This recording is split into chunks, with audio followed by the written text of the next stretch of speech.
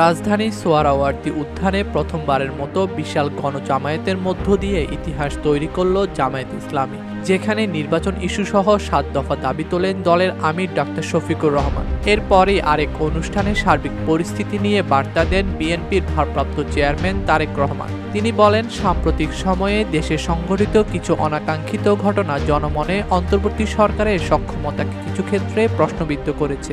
এছাড়া জাতীয় নির্বাচন অনুষ্ঠান নিয়ে কেউ সময়ক্ষেপণ করতে চাইছে কিনা এ ব্যাপারে গণতান্ত্রিক রাজনৈতিক দলগুলোকে সজাগ দৃষ্টি রাখতে হবে। অন্তর্বর্তীকালীন সরকারের পক্ষ থেকেও নির্বাচন আয়োজনের সম্ভাব্যতা নিয়েও প্রশ্ন তোলেন বিএনপির ভারপ্রাপ্ত চেয়ারম্যান।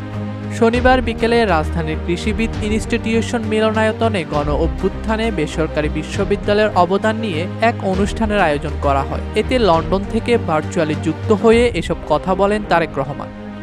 এ সময় বিএনপির ভারপ্রাপ্ত চেয়ারম্যান বলেন, দেশে ফ্যাসিবাদের কাঠামো সম্পূর্ণরূপে ভেঙে দিতে হলে নির্বাচনের মাধ্যমে জনগণের রাজনৈতিক অধিকার প্রতিষ্ঠার কোনো বিকল্প নেই। জনগণের রাজনৈতিক ক্ষমতায়ন নিশ্চিত করা না গেলে কোনো আয়োজনই শেষ পর্যন্ত টেকসই হবে না বলেও মন্তব্য করেন তিনি।